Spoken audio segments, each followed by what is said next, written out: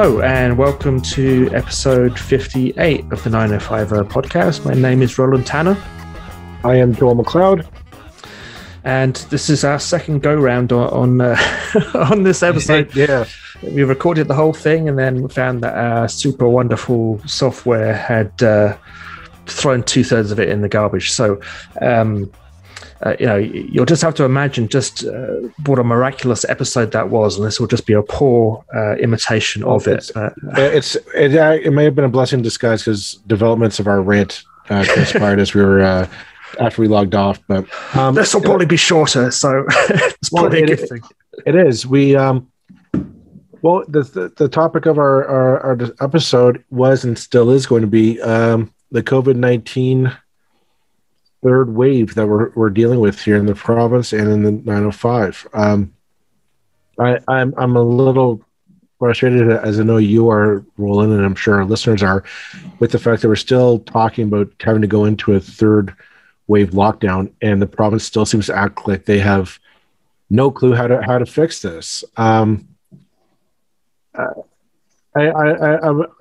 flabbergasted that there's this debate on how to curb it. Where the blame seems to be from the province and from Doug Ford on the federal level. Justin Trudeau saying, "Oh, we're not getting enough vaccines, and that's the reason why we're not safe anymore." And I said before, I'll say it again. I call malarkey on this. It's an excuse on him for not actually setting up an actual plan. I pointed this out. If you go to the COVID-19tracker.ca website, and it's a non-profit website. It keeps track of all the doses being delivered to arriving in Canada, being delivered to the provinces, and needles getting into arms. You look at the data for Ontario. Right now, we're seeing about 2,824,495 doses that have been delivered to Ontario.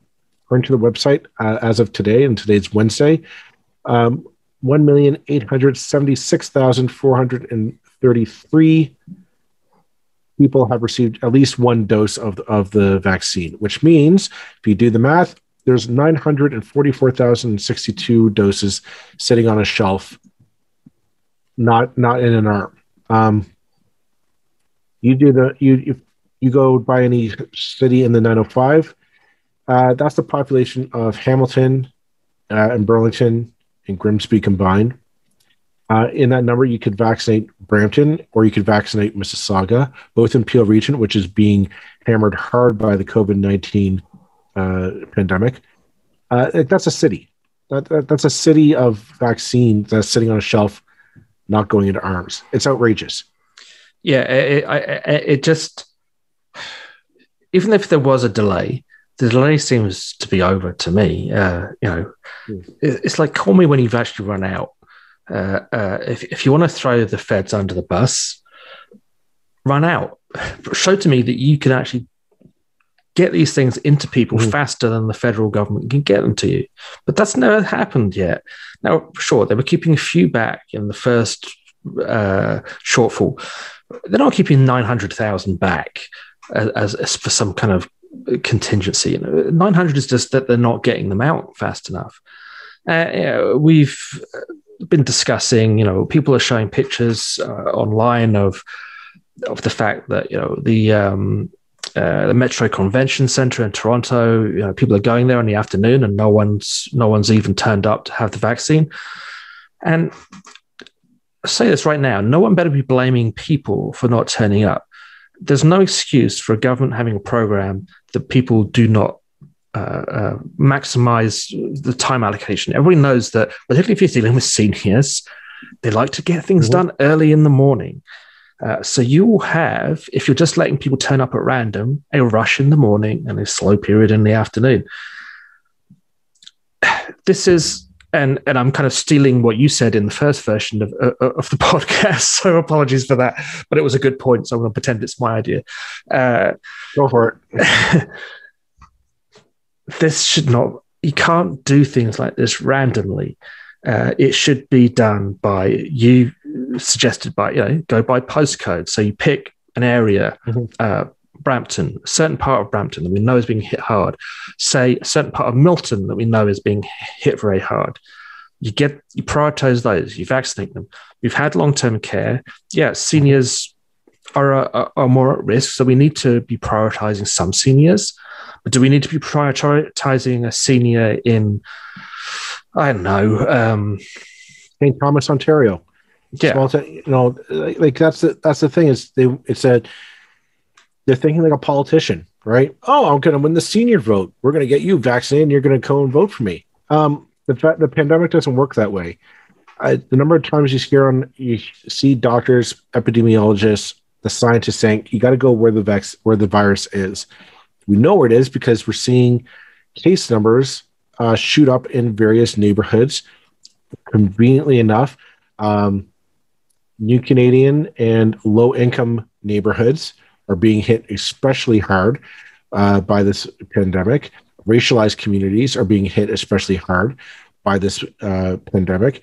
Yet there's no rush to go in there and get needles and arms to get the vaccine to them.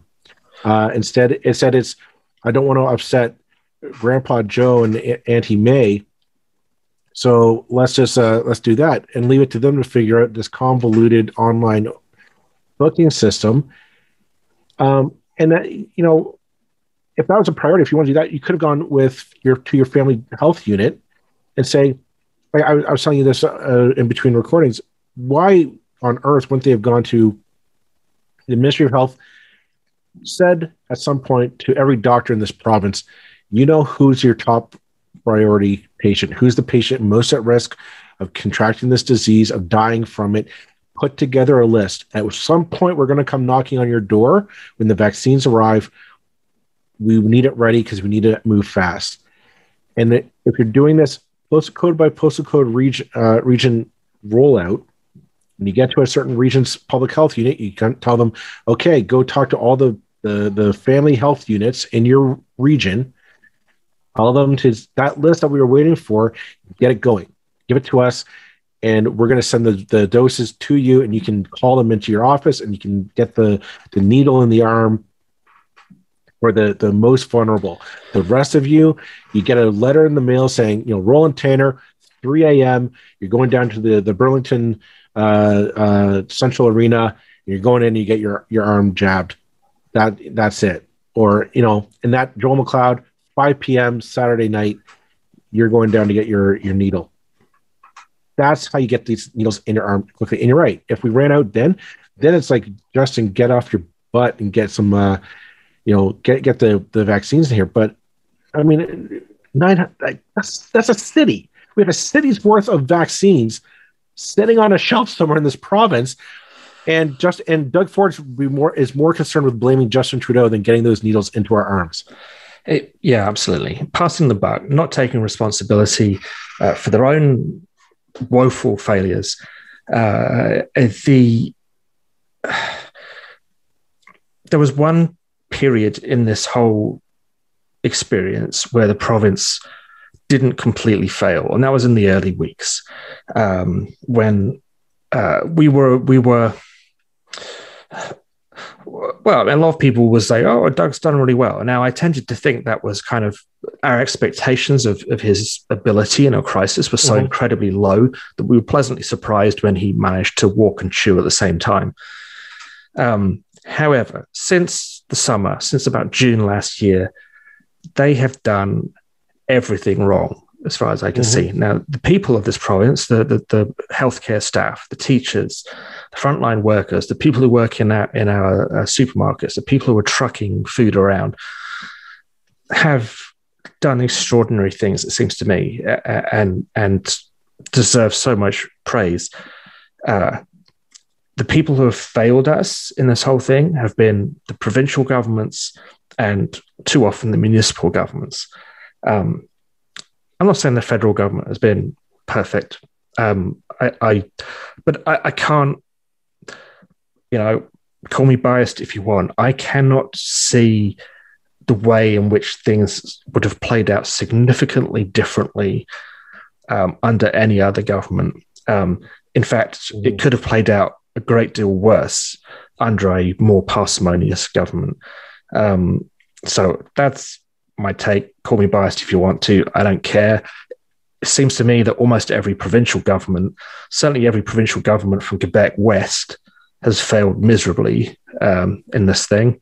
Well, I mean, on that note, I mean, one of the good things about our previous recording getting scrubbed by our software was as soon as we finished the episode, we got an alert from Global News that the Ontario government is moving to activate a 4-week province-wide COVID-19 emergency break, which indicates that for us, it's the future. For you, it will be present day or possibly the past. But it looks like the provincial government in Ontario is going to pause, or we're going into some kind of a lockdown situation. It will be announced on Thursday. What it will look like is to be determined, because of course we all have to sit on suspense because it's like it's ratings week. Yeah. But I mean, I'm going through the article here, and there are a couple of things that struck out to me as just ridiculous. This is by Travis Donage and Nick Westall, are the journalists responsible for this article. It says here, the move came after an hours-long meeting of the Ontario Cabinet on Wednesday. Several healthcare professionals in the province have pleaded for government intervention in recent weeks. Like, this is the third wave. This isn't the first time. This isn't, this isn't new to us. When healthcare professionals come to you and say the data tells us we're in deep trouble, we need to stop this now, and you need an hours-long cabinet meeting, what are you talking about? Like, do you still need to convince yourselves that this is a crisis, that this needs to be acted on? Yeah, and if you're following the science, like you say, you always say you're following the science. Sure, we'll do it, but they're clearly not. It's amazing. The next paragraph goes on to say many of the logistical details were still being sorted out Wednesday evening. However, government and political party sources said the emergency measure would take effect sometime during the Easter weekend. The first part, the logistical details. This is the third wave. This is the third lockdown. This isn't like this should be a matter of just taking the plan off the shelf, dusting it off, and saying, "Okay, activate it." You should know what to do by now. Yeah. To say, "Oh, we need to figure out the details." Are you kidding? Like, what details? There should be no details. It should be routine for you by the third time. Sorry, I was just going to say that. Go ahead. I'm furious by that notion. Yeah, no, you're absolutely right. I mean, this is abject failure by the province to treat this thing seriously. And now we're dealing with variants which are more infectious, more dangerous, and which are putting more people into ICU. So right now we have about half the number of infections that we had at Christmas, but we are higher. We've broken the record for any point in this thing for the number of people in ICU. So I suspect that's what's brought this on, is they've seen the ICU numbers and they've, collectively shat their pants.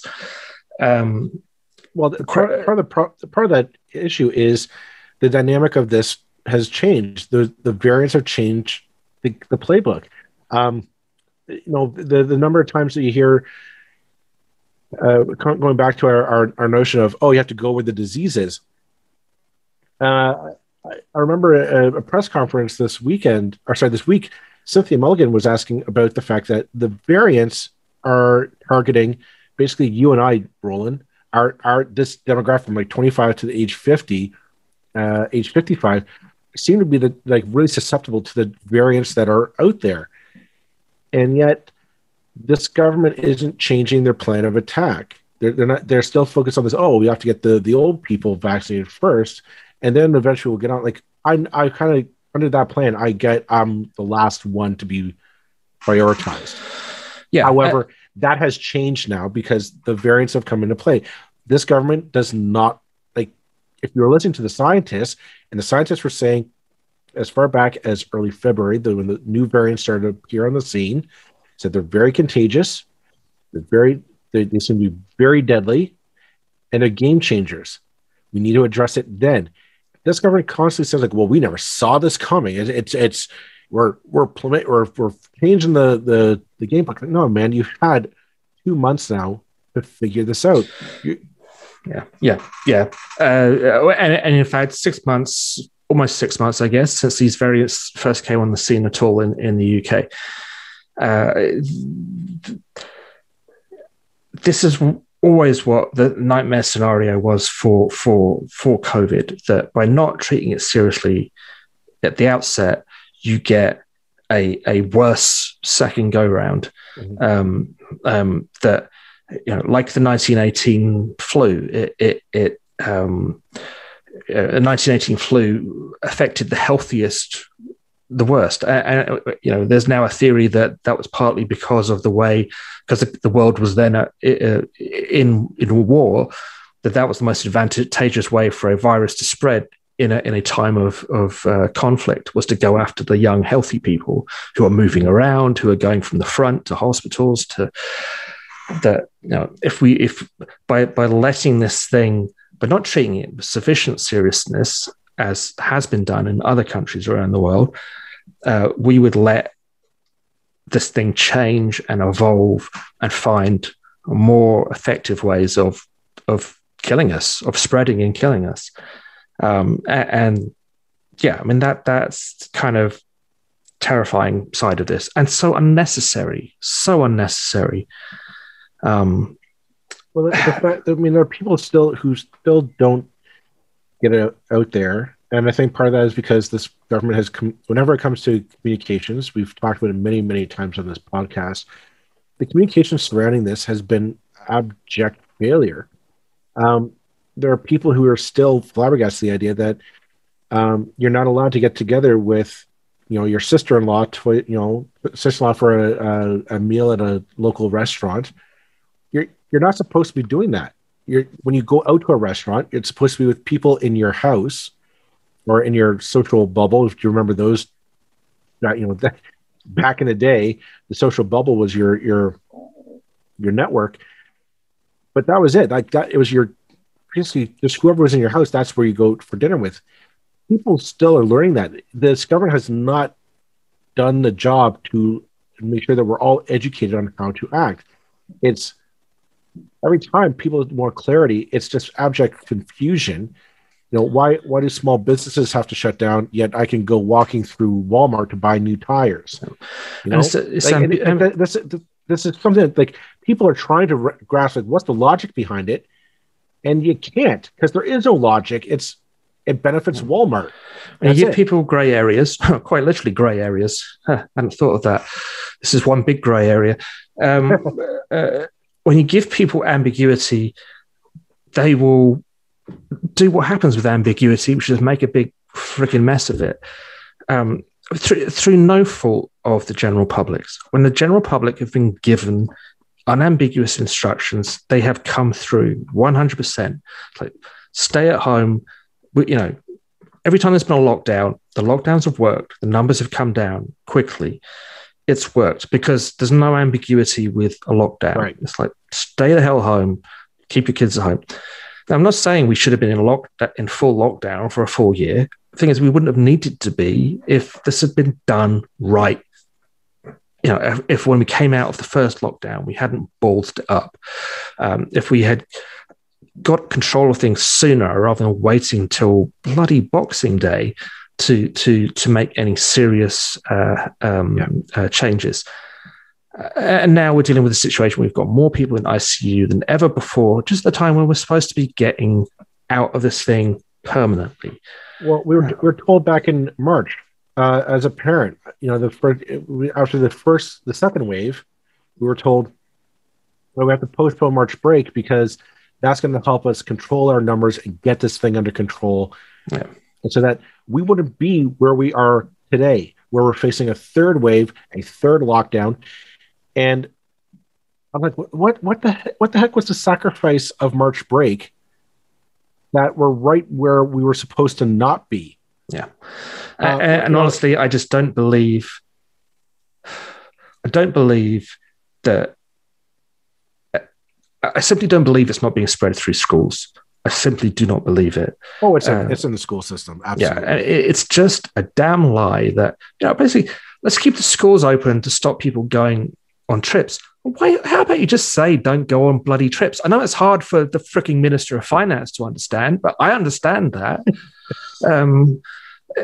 You didn't need to keep the schools open. The numbers are probably higher now because the schools were open. You could have let the teachers have a bloody break, let the kids have a bloody break, and saved us a whole load of shit. We know that it's a mix of close proximity and social circumstances. Schools are part of that. We know from the testing that's been out there that kids contract it either from their parents or through other kids in school. They take it home with them to close-knit family units, pass it on to the parents. The parents take it to their place of work. And usually this is low-income individuals who need to work precarious work, who need to work. They can't take time off. They can't take paid sick leave. So they go into their tight-quartered Amazon warehouse facilities, and they pass it on to their coworkers. And the coworker then in turn takes it home and passes it on to their kid, and the kid passes it on to some other classmate in their school. That's how it's been passing this whole time.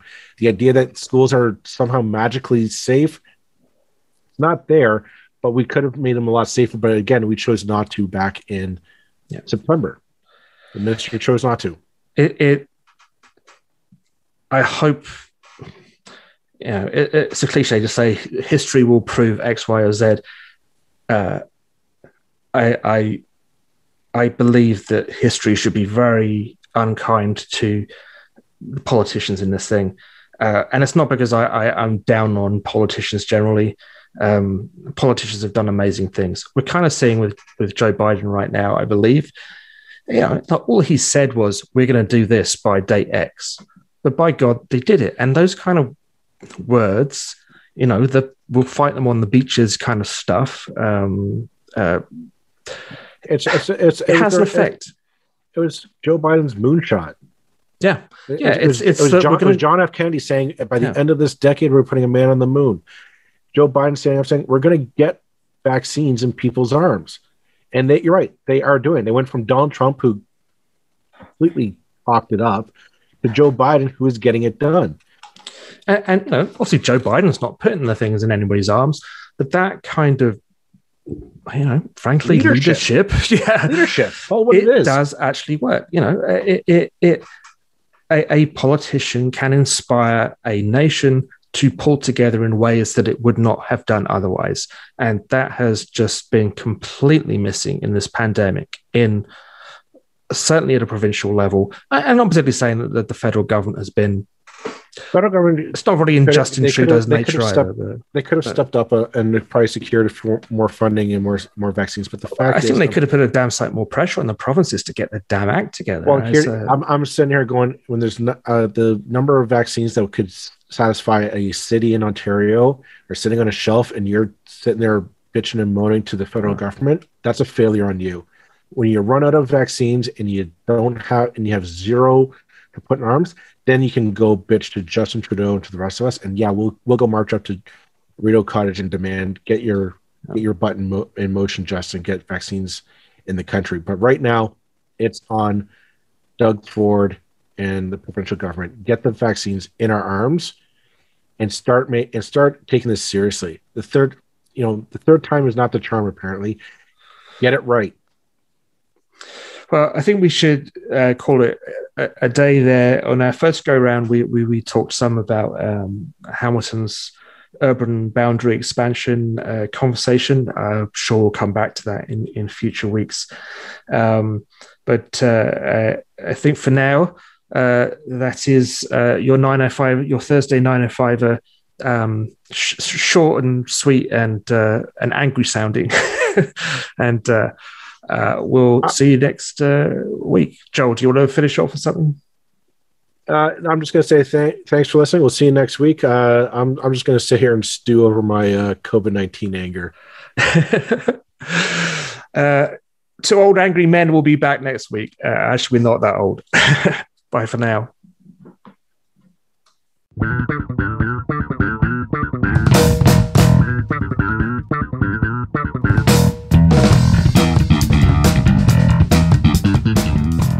That's it for this episode of the 905er. Thank you for listening. As always, you can send us your feedback, thoughts, and concerns or ideas for future episodes to our email, info@905er.ca. We'd love to hear from you. You can help us keep the 905er going by financially supporting us through Patreon as well as PayPal. Visit us at 905er.ca and click on the support tab. As well, links are in the show notes for your convenience. Lastly, you can find us on social media. Search for _905er on Facebook, Twitter, Instagram, and LinkedIn. So long for now. See you next time.